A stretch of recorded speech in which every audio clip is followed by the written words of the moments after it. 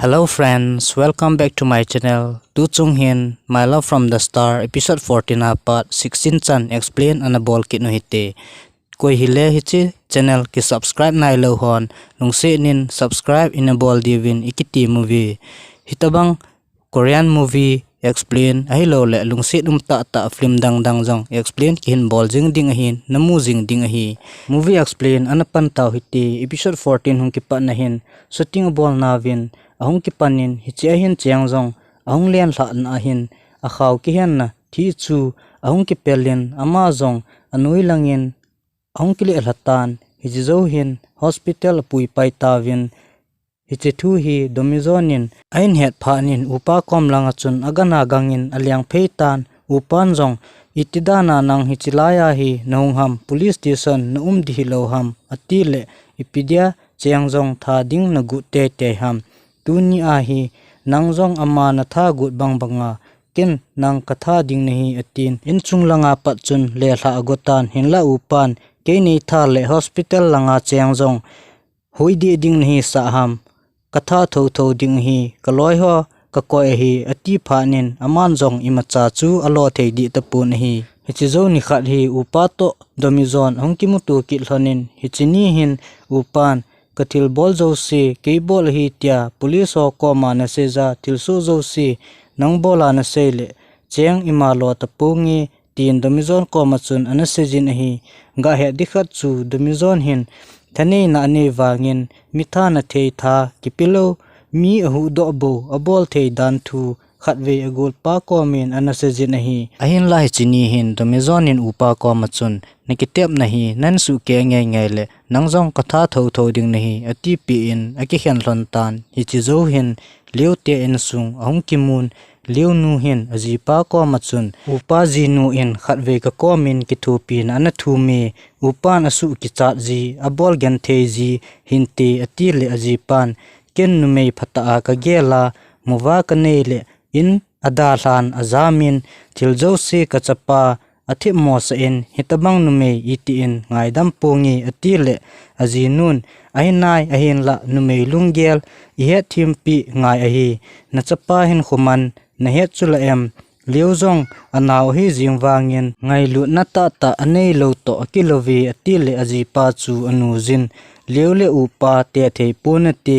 hichi thu hi avialin seiki tahin atin akihon hlon chu levin angai li in chongkhat zovin ahunglu nin hepa jingle uk kachi ding chi khomuti atile apa chu anum pun hinla anu chun ke hungnangi ati pi inahi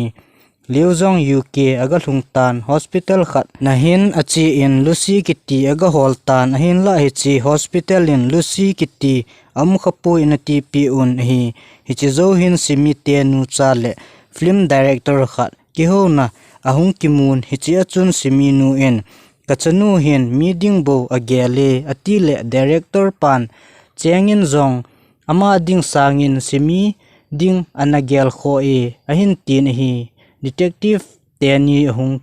kimukil honin yura thini a upa call record chu ahin check hlon tan hichia chun amanin call record na hin atamzo in yura to akiho na bo ahin a farmhouse iga khul anga ji akiti hlon tan ahin la mi khanin upa chu phone a bolin thu chu asei pi tan hichi chun upan a farmhouse chu phatike chan anasu thiang senin domizon I card anakozin hichi chu simi upa detective khat pa chun ahin mun in ahung clear hlona hin agul pa ko machun domizon imat na dikhat aume atile agul pa chun ipiham atin hinla anasei pi pu nahi zan khat hi domizon jong cheng ro machun ai mu pet hin aga chen cheng chu mit phelovin aven hichi leisi na nikhat se num ta hin khu man the hi le cheng nang to bo kaman ding hi leisi na kahonga kakipa na pen nangbo nahi cheng atin cheng chu ahung kha phanin akisel tan cheng jong a in ning langa chun achin wan lang chu aven hichi a sikhat pen na pat domizon jong hung hin te hichi chu hi jong le ipi kho am hilanga amho khuto kikilung si thei lo ham ken nitin le phatinin nangbo ka gelji ven tunjong a si ho ka ven nang thu bo ka seiji tin ama le ama anaki ho chu domizonin anga jin aman jong cheng na thu sei zo si ka jan ipi na gel jong ka henai ahin la kimai tu a thim thu sut khom ding kanum pui aji chu kezi a na gen thei ding kahin phal pui ati jing kho chu ahong wa tan cheng jong suting dingin akigo kitan anu to ina pat hong do hlon le domizon to akitu un hichipa chun chengin domizon ko ma chun leaf a keini chang kachi masat hlon ding a hi atin leaf sunga chun cheng nu in achanu komin ama to jong nakina akit hitam atile heno ama thu aban seita hi in kakitim zo lo ding a hi atile ipidia em tin anun ahin dong tan cheng jong chu kitim zo talovin lun hlipumin anu lam chu ahin ven heno ken ama kalungsi nin hinla aman leilungsi pui ahin titan anun jong angol ni hi hitam leu ipi tidiham atile kahepui henge domizon lungsi naji angol kahitai ama wang he sa hi in kezi a aboi ding kanum pui tin anu ko machun anasejin hinla domizonin ajasu kezin a hi hichini hin domizon jong cheng hin khu hu do na ding a hi pole thizong leng a ho pui atin upa thil bol josi ama bola seidin police station chu anazunin agul panjong anaza da in ahin la anakham jo ta pu nahi chengte ni nu cha jong shooting ding mun chu alung hlon tan hi che chun cheng nu chun achanu ko ma chun ven nang nangol ji a simi in hi chan khu apha a hi nangin ama dibo nanagel jin hinla tun ama akilit sa in to na ding chair khat jong na pipoi tin ana lungphamo in chomkhat jovin levin chengminin garin sutinga jaw si si ne ding ahong tha in mizo si chu akipa su kezun levin chengko machun main character koiham atile simi chu avet sa tan hichi chun simi jong lungphamo ta in aton apat akipat do in apolang azunin levin simi ahi lam khe lo ahi atile chengin aman lungsi helo ham ipidia hitia chu umaham atile levin kanasei pi sa hetai loile golle kilungsit akibang pui atin chengin gakimu pi in ati kitle angai ta pui anatin hichipa chun chengin liuko machun aile pha na neile ka action scene ven lang chi in ati ji in leujong omden tan levin neding hin pu chu aneta win hichi hin siminu in chengnu ko machun main character ke chanu ahi rule neu khat bol bemin mi ho awa ham atile chengnu in nangdia tuni hi amasa pen hi zia imachan he lo hi film khat se thobi superstar nu naki hi sa ham inzo cheng hin simi sanga hin bol theikit khan ti hi niki cha na hi atin ada latan hi zo hin chengjong amasa a bol bang chun ahin bol kitan ahin la amasa bangin ahong kisu khaki nin chini hin wang phat ta en levin ahu do manin ahin la amasa sangin tu chung wang chu akya su kha tan hiji chun gangchelin hospital alut pajun hinla wang sit ta en tisan pi anangai tan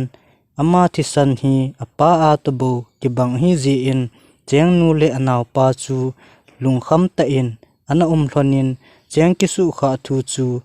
ahung ki thang tan cheng kisu kha thu hi apanen het hin kachanu ka del loi anga jetin achanu hin khoding gelnan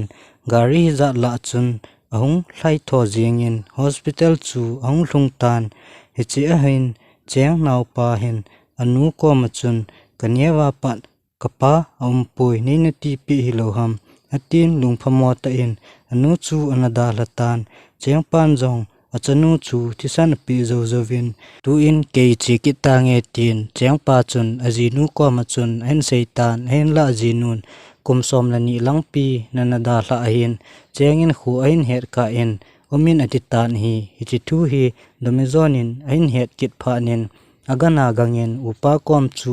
aung lungpai kitan ipidia nikitepna nanit loham tuni hi katha ding nei tai tin in chung langa pachun ahin le hlatan hinla tu lapha dikun chun akinga sa kitan upa ko machun cheng hi hongdam do zolo nge nge le nang hi katha tho tho ding ni ati pi in domizon jong cheng kom langa chun ahongin chengin nang to ki gam hlat ding kanum pui nang lovin kahin khu hi ahom ke o hi ati chu an gyal do en hi che hin episode 14 akicha jin episode 15 hitan chengin jong khu hin het le apa chu comment na tovin hepa kum somani set hoilai za numham khatwei be ni hin gyal do lo ham ati le apa jong alungnat walji in ami hli analung tan kachanu ne ngai damin atin chengin jong ipi hin khu amang dem ti jong nagyal do kha lo ham ati le apan jong za cha nan kadimin don bu na ding ka nei pui ati le achanun hepa inati ham nana te hle tai gel phalowa na hung hi ole pithu maham atin ka pumpumin anaki koi hlonin hi domizon jong police station in acheki nin nikhatnya kachi chu ngaidam kathu me kahunglo nahi kabol khil ho seidi kati hi atitan ahin la hi chini hin recording lo na in detective teni chu apuzin yurathi ni kungsunga chun keijong ko omnai ati le khat pa chun ai le itidana hi chipa chena chu inlanga no thei kit ham ati kit tan hi ji chun domizon in jong ken phat kinga sa theina tha kaneji ati le khat pa chu anui azale in hinla simi u pawang chun phatike chan anangai jin hi domizon in yurathi masanga akimu pi chu company director upa hi ati le khatpan proof na nei ham atin hi chi chun domizon in USB khat ahin pin imazo se hi chi ahin a umin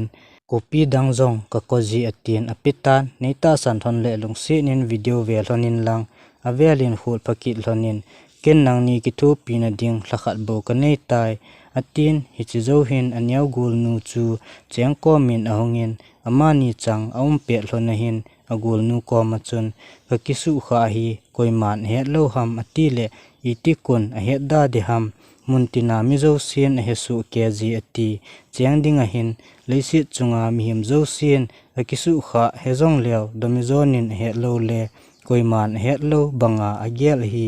agul nun ven nangji a lew jong tu ni ge za khoi helowa hi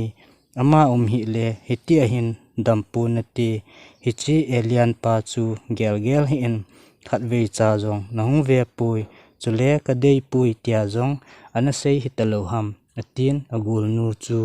ana til sidi in hichi zo hin cheng jong liu ven achi in hichi achun upa jong ana umin aman jong upa detective ho nang to kimutu a hongwam yura thu chu ken kana sei kha hi ningai damin atile upan midangin a he anam atin hiji chun chengin levin jong a he ati pi tan hichi zo hin chiang jong hongpo do tan koi hi ki hello khanin lim anaka min pha chom kha zo hin domizon jong ain langin achi tan cheng nu in liu to ki chiang wa hlon ding a hi ati chu azan alup na lang avet le cheng to num ta hin khu aman hlona anui khom hlon lai ni chu alung minin ahung langin chuzovin liu to cheng ahung ki chena chan hlon ding amuki nin angol bang jing tan ama jong sofa chunga chun khu helovin amo hlu jing tan hi nikhat hi cheng jong them khat hung ol dom tan ama jong shootinga chi di ati le apan daw tar hon chom khat ki chol ta di dinga na sei a hi chi hi in ati le apa ko machun hepa boi pun ti nang na hung tan ken jong kapan mun kalia lo gut kit ding a hi hin khu kanei sunga kakivon num num kakivona kanie num num kanie ding nakhut katu ting kaboi na josi kahai milji tai hepa tin apa komin asejin ama jong kithupi sa ta in ina pa chun hongdo le gari an umpun aman jong are itidana garin eina nga diham kiti ana umpui atile domizon gari in hongbe 7 agari chu ahin ngan cheng chu apun shootinga dingin agatha atan hichini hin don dingjong anagu povin aphat alun ka ahin mun khat na hin ana I mun ahung kha le koima ana tapun apam langin zong mi khat cha ana tapun hinla domizonin wang ananga nga jengin hi ahin chengin ipidia nei nanga ham ole khatve nei ho si chu wa nasa ham tin alungsunga ipi agel wang chun akamin hiti chun asejin ipi na gel momonga hibanga ni ven ham nalunggel jang pet pet nin sejin atin kain khu a konin chitan nangin nangdingbo nakigel le tin adal hatan hichilai ta hin light hongwa in domizonin chengchu athenei na apanin ama langin alelian sa atan chengin jong ipi na bol ham atile ipi kabol kenjong kakihet pui tu a hi kalunggelin ipi aseibo kangai a hi atin episode 15 akichai kinin episode 16 ahitan chengto akichop tu chu atha na hlom dan hitai hiji chun aman jong itidan na pholot lowa hiti a hi na ham atin lelta chun gari sungin ahin kai lu tho in inlangin ahin puilung tan aman jong ke nei nai po pole kho hello hello le nadam mojin ipithu ham nadam nadinga ichan ikigam hlat deham atile domizon chun akai luin akomin alup sa atan chengjong chu lungsung kipanan alu dimtan hi ji kho chu ahungwa tan anaupan ahin kultan aman jong jan khowa kiajin shooting ka bolun tuhin in kahung lungbe mi tia domizon ruma pat aga po do le anaw pa chu to akitu hlonin hi room sung alun hlon pha nin anaw pan pi na ge la hilaya chu nahungi ham tulai pasal hon hitabang chance chu hol jiu hi atile aunun nalunggel bang chu imacha ompoi adam loji a kahin umpi hi atile anaw pan nang doctor nahi ham ahin tikinin hichipa chun chengin jong aman pha josin ekitu pg in ken ama ka kitu pi chu ipi asina umaham pasal josi hi akibang poi atin hi phachom khat jovin leuzong ahong oldom tan ensung mi ten hospital na chun agaviavin hichizo hin detective tenin upa chu azinu thu anadong hlanin ahin la upan ken na jong kahetapui atin hiji chun amani jong upa jinu holdin aungki golontan ahin la lam kailin khanin simi upa chu ahin kovin eura thi thu hi ama le ama ki that hi aban eura thi chungchang thu hi khulta hi in tin ananga sa gu tan hi alang khanin cheng naupa jong domizon ina achin domizonin hichiteni ucha jong wang ka in hi a indanin anu phat phat le ahungji hloni atin hichini atu khompet hlona hin cheng naupan cheng thu chu akho pin ahin la domizonin alunggel ima anasei pi pun hi nikhat hi chengjong leuko min achin nang hi lechun ke athiti kana hitai tuni chanin nangen kakipa na ding neina bol pi jingin ahin ken nangkipa na ding neukha jong kobol pi zo poitin amaza lun hilun chu leudin kinep na hling set chu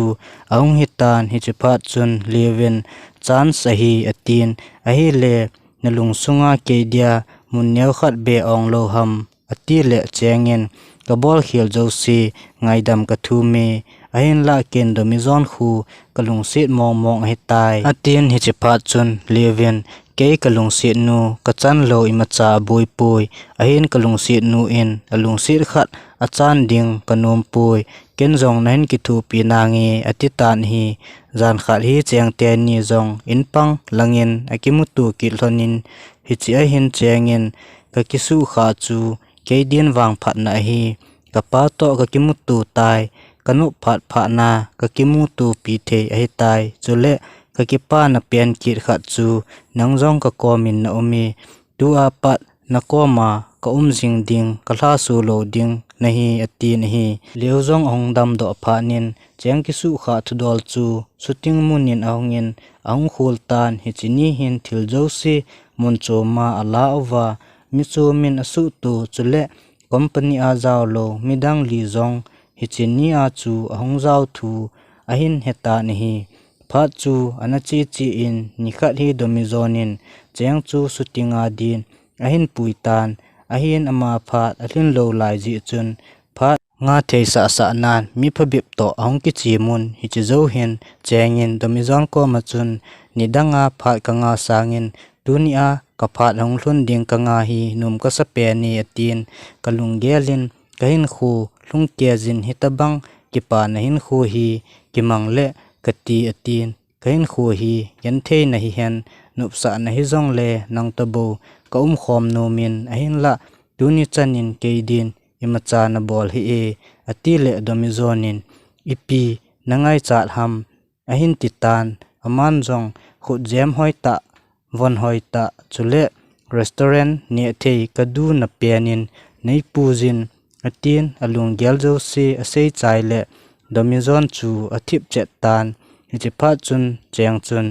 inati ham ipidian thip chet na ham ole ka sei khil ham na sei zo se kanup di he na ti hilo ham atin ichipa chun aman jong